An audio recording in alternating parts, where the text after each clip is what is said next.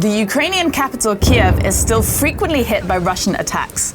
So when I heard that activists want to hold a Pride parade this year, I thought, is this really the time to hold an event like this? And is it worth the risk? I've been talking to organisers and members of the queer community to find out what it's like to hold Pride in a war zone. But in my research, I came across something I didn't expect. The Russian invasion, in a very twisted way, actually helped the fight for queer rights in Ukraine.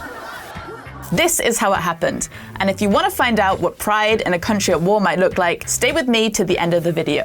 What is going on? Pride in Ukraine has had a short and difficult history marred by violence. An attempt to organize a parade in 2012 had to be aborted after waves of vicious threats, which led to Kyiv police warning they couldn't keep demonstrators safe. The first actual Pride parade in the country happened in 2013.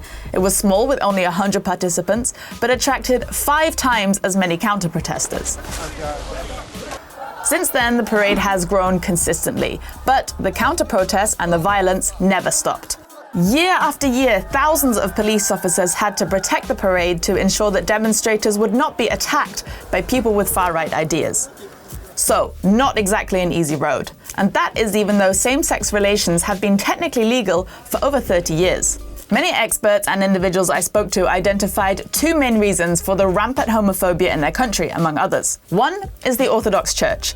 The Ukrainian Orthodox Church promotes highly conservative values and has traditionally had a lot of influence in the country. Just in 2019, a then 27-year-old Orthodox cleric told people to crush participants of Kyiv Pride. But it's not only the church that has been fueling anti-LGBTQ ideas. As late as the 2000s, it was common for politicians to make openly homophobic statements that were quickly spread by the press. Why is this important right now? Today, the situation is a little bit different. My colleague in Kiev went to ask people in the street, what do you think about LGBTQ issues? Do you think that improving queer rights is important in Ukraine right now?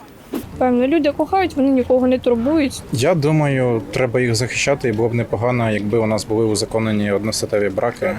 І, можливо, Україна, якщо хоче вступати до Європи, тоді їй потрібно також переймати ці цінності. Особисте життя людини має лишатись лише особисто у неї. Okay, that sounds more like apathy to me. Though we should bear in mind that views in the capital city might be more relaxed than in more rural areas. Nevertheless, things in Ukraine are changing. A study by the National Democratic Institute in the US showed that in 2019, only 29% of Ukrainians thought LGBTQ people deserve equal rights. By 2023, it was 72%.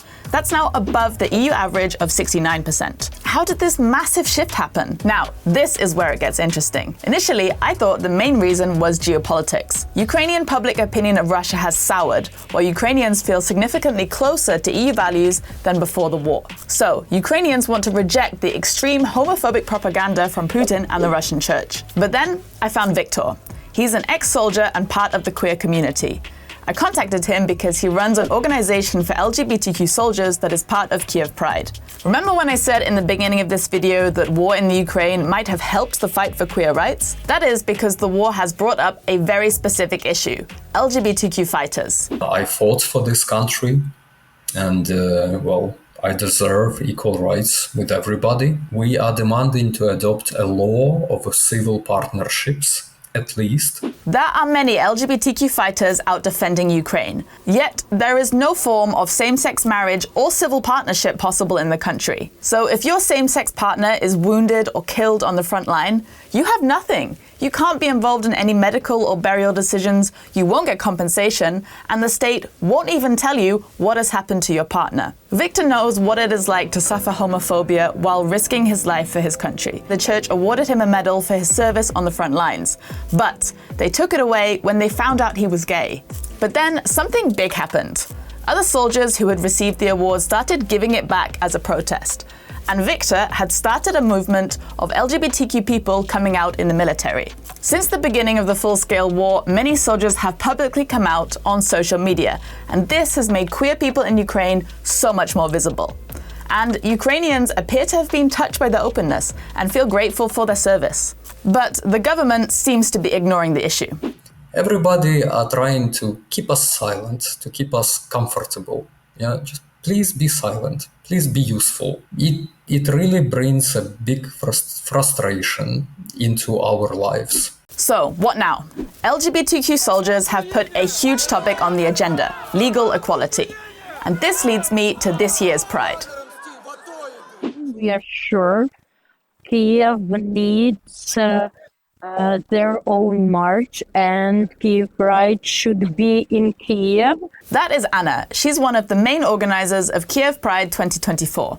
We can be sure when this war will finish, we should show that Ukraine is democracy and Ukrainian LGBT community strong. She told me that the organisation of the event is a nightmare. Currently in Ukraine, outdoor demonstrations are hugely restricted due to the risk of attacks by Russia. When we first talked to Anna, she wanted to have the march in the metro, but the city council has now said it's not safe because that would put critical infrastructure at risk. The current plan? Pride should happen, but the location is secret. The organisers will only send the meeting point to registered participants on private channels, not on social media. It should happen outside, but near a metro, so participants can shelter if there's an air raid. Organising a Pride parade in a war-torn country is tough and risky. And even more so in a country where queer issues have only recently come to public attention. But I've got to say, the courage and stamina of the people I talked to for this video really touched me. And to my question from the very beginning of this video of whether during wartime is the right time for a Pride parade, let's hear from queer people living in Ukraine. Я вважаю, що потрібні, тому що я просто розуміла, в будь-який момент може залетіти ракета.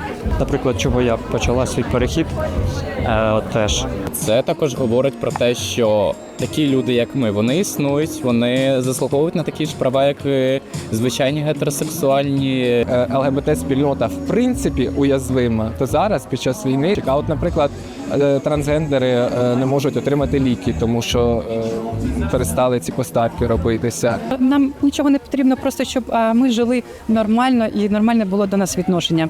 What's your view? Should Pride happen despite the war? And would you go?